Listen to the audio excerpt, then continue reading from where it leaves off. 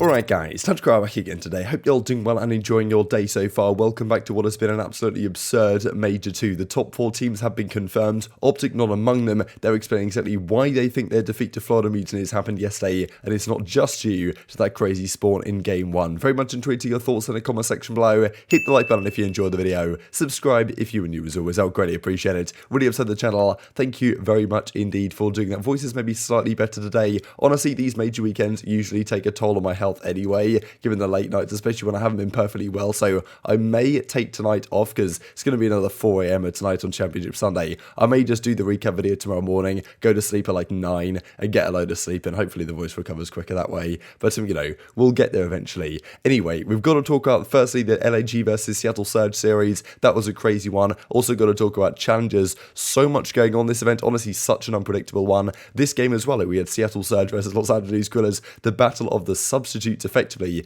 Classic comes in for Seattle. Mac decides after almost playing well enough to beat Atlanta FaZe, he wasn't quite well enough to play this series against LAG. He steps to the bench. Classic comes in. I think there was a funny tweet from Crowder that Classic and Spart were meant to be playing challenges at this event to try and qualify for the Pro-Am. Turns out they ended up playing each other to try and qualify top 4. Unbelievable stuff. Game 1, it's Seattle Surge's Tuscan Hardpoint. They win it pretty dominantly. I was impressed, right? Classic stepped into the team. He did a great job. Of course, Spart has had a few more days to kind of prepare with the squad. And at Spart, again, what a monster this guy's been. Gunless, I'm sure, is looking at this team and thinking, okay, hang on a second, lads. Like, you know, don't win this event, please, because then you might have to bench me permanently and bring Spart in all time. Like, this guy's been phenomenal since they brought him in. What a great replacement he's been to Gunless with only a couple of days of practice, to be honest. I still feel like with Gunless, this team could have had the same results. They haven't beaten anyone outrageously good. But you do have to give credit to Spart stepping into a team like this and performing the way he has. They win the game 2. They win the game 3 as well on a review 2. Like, honestly, incredible how I'm just glad I went to bed, to be honest, and didn't stay up to watch this series, because just incredible how long the games went. The only game that wasn't 3-2 yesterday out of the 5 was that OpTic series 3-1. There was delays, there was technical stuff, there were replays in that series game 1 as well, right? So just for so many reasons, yesterday was like the longest day of Call of Duty that we've ever seen. And this series goes all the way to a game 5. It's a Berlin, like, Classic makes a great play at the end right here, gets a nice couple of kills, breaks into the hard points, and yeah, that's job done. Seattle Surge take it to game 5, goes to a Bacard Search and Destroy game 5. I like it. This kind of set the tone, honestly, right at the start of this game, where, well, Spart jumps up top right here, wallbangs Classic straight off the rib, unlucky pal. Yeah, that kind of spells the tone for the rest of the game. Los Angeles Guerrillas take it 3-2, Battle of the Subs goes their way, they get top 4 this event. Incredible stuff, to be honest. Like, I did not think with Spart on this team, they would be good enough to get top 4, especially losing their first match of the tournament to Boston, so they're making a crazy losers run. Seattle Surge go out. I do feel bad for Seattle, to be honest, because, you know, they played great COD this tourney. I feel like they had more in them in the tank in a way. Like, if they didn't have the bad luck with max health and, you know, feeling unwell and all this type of stuff, had to make a sub change, I feel like they could have made a run here potentially. They almost beat FaZe, right, and were top 3 guaranteed in the winners final, so difficult stuff. But yeah, Seattle Surge, they go out top 6. It's Los Angeles Guerrillas moving on here to top 4. Honestly, this tournament has been so unpredictable, but we have to talk about the amateur side, because the top 4 in the challenger side of this Minnesota event, they get to go to the Pro-Am Classic. That's going to be a crazy event at the start of May. The 12 pro teams plus the 4 best amateur teams in the world. Big upsets yesterday. We looked at Rokkr Academy gone. Another massive upset to point out here in a second, because Hicksy, Vickle, Mohawk and Scrappy, the North American Ultra Academy, because Ultra have 2 academies, qualified for the Pro-Am by beating Texas Nation. This team that's won the last, 7 online tournaments in a row in the North American Challenger side. Jordan General, Brezzy, Havoc and Kismet, of course, they've basically the Infinite Warfare OpTic Dynasty team of the Challenger circuit. They dropped down to losers. They will have to fight out a little bit harder. There was also some drama going on in Challengers, because as Bance says, Challenger admins tabbing players mid-game, distracting them and saying, I can do whatever I want, I'm an admin. Mind-blowing stuff. Apparently there's some crazy stuff going on down there. This tweet ends up getting deleted by Bance, but like this also from Grell I thought was kind of incredible. Win first map and get forfeited in the search because I said a bad word once in a hardpoint.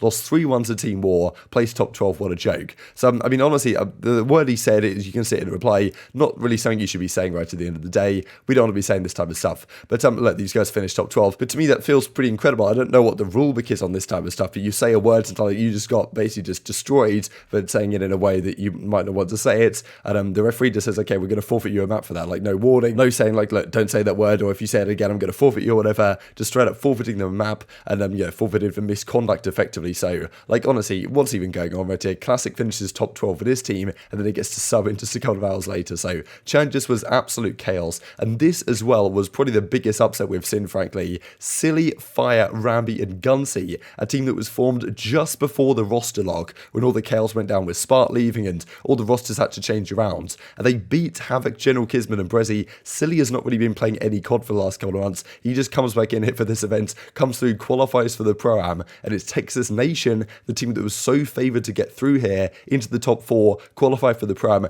They fall out. It definitely makes it, well, Havoc wonder, I guess, whether he should have just taken that New York offer. Now he's not even going to get to the Pro-Am. Wanted to give some credit as well to the Stallions. This, of course, being Zuma's kind of like quote-unquote academy team. They play Ultra Academy Europe in the losers quarterfinals. If they'd won this, they got top 4. Pretty sure Kaiser dropped like 50 kills to even send them to a game 5. But Ultra Academy EU clutch up. So both Ultra Academy teams are going to be there at the Pro-Am. Really impressive performance from the European teams as well, just because the fact that London and Toronto like had awful weekends here in the main pro tournament. But I'm pretty sure there's 10 European players that are going to be at the Pro-Am out of the 14 players, because Denza, Wardy, Weeman, and Maple from the UK pretty much. Hicksy, Vickle, of course, it will Spanish player Vickle, Mohawk and Scrappy, North American Academy. Then we've got Harry, Vortex, Beans, and Furious, the European, the kind of UK Academy, with B-Sport Josh as coach, and then Silly, Fire, Rambi, and Gunsy. So not the 4 teams I expected to be qualifying, but yeah, that's going to be an absurd event right at the start of May, I'm pretty sure. Let's talk about this OpTic series then, because this, I mean, a fantastic image, really.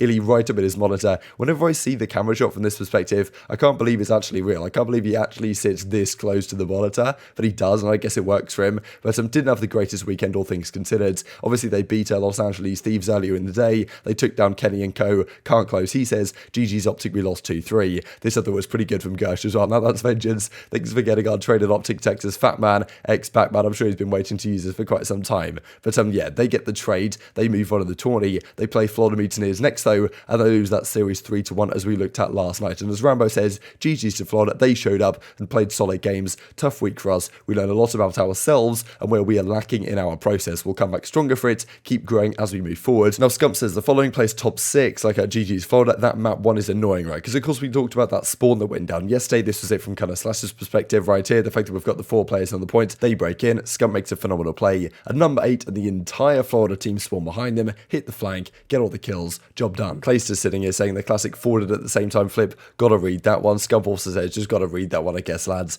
It was yeah, a tough spawn, costed OpTic arguably the game 1, but still they could have bounced back. They obviously completed the reverse sweep up against Los Angeles Thieves. They could have done it here. They won the game 3, but they go after the tournament. And honestly, what they were really talking about here was not just misreading that situation game 1, tough to lose games like that, as well Sean Collins points out in this article, but also mentioned to their search and destroy right, because they were 1-4 in search this weekend. They won that game 5 search up against the Los Angeles Thieves, when for about 4 rounds they looked like stage 1 OpTic, and at times they looked like stage 1 OpTic in the respawns, but it wasn't particularly common that we really saw that team. We saw a team that was much less coordinated and far less dominant in the respawns as well at times as well. But yeah, their search and destroy, that was kind of their key strength going into Major 1. And yeah, right here they go 1-4 this weekend. As Rambo says, that's just unacceptable. We're never going to win tournaments doing that. And as much as there's been changes to the game with talent in the league, it's going to be really hard to be consistent in all the modes. But yeah, 1-4 in search, definitely not going to cut it. So it's been an interesting weekend for the OpTic guys. I'm sure there's a lot to learn from them. I'm sure there's going to be more talk about this in the coming days as well. But you know, Control was still OpTic's best mode this weekend. They won a fair few of those, but the 1-4 in search and destroy, not really going to do the job at the end of the day. There was also some discussion about the vetoes, right, what they decided to do in some of these series, which did surprise me really, some of the vetoes all across the board. We might talk about that in the coming days as well, because there's been lots of discussion about the vetoes, the way OpTic decides their vetoes,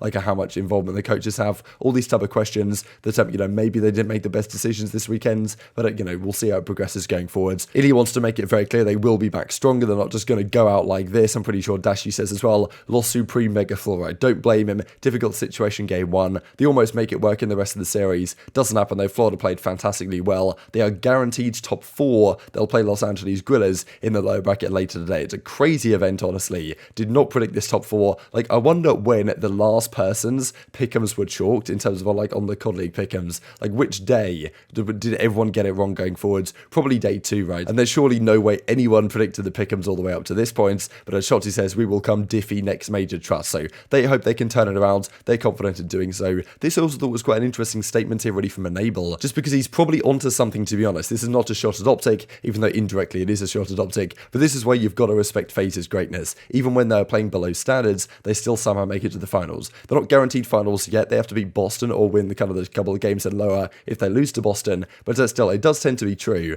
that despite FaZe not playing their best COD, it feels at all so far this year, they still managed to make the grand finals of Major 1. They've still made top 3 minimum here at Major 2. Like, that is the thing, really. When FaZe falls short and when they play poorly, they still find a way to get crazy placements. Whereas OpTic don't seem to have that necessarily in their locker. They had it Major 1, didn't have it Major 2. We'll have to see how they bounce back. So here we go then. This is the bracket, not the one I'm sure most of us expected. FaZe versus Breach in the winners finals. Mutineers versus Guerrillas in elimination round 4. One of these 4 teams shall lift the trophy. They actually do have a trophy this event. Congratulations to Minnesota for putting that one on. These then the games for the day. So Boston versus FaZe. Honestly, all crazy games. It's tough to say even how to predict this anymore. If FaZe don't win though, it would be a massive surprise, right? FaZe at this point should be the favourites, no doubt. They should have the strongest map pool, especially if they can get to the grand finals. I'm sure Boston are going to come with the fire, but I think FaZe honestly have too much. And I wouldn't be surprised if they look slightly more clinical today. I think they're going to take down Boston 3-1. Then we've got LAG versus Florida. I really don't know how to call this one, to be perfectly honest, because Florida could fall off.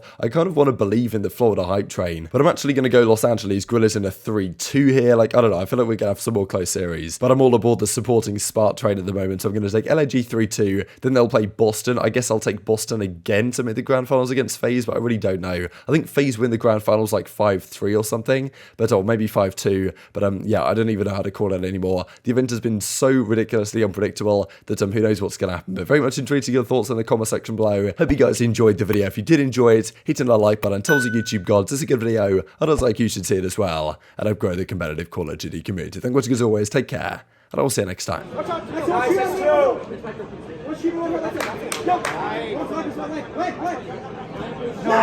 Let's go!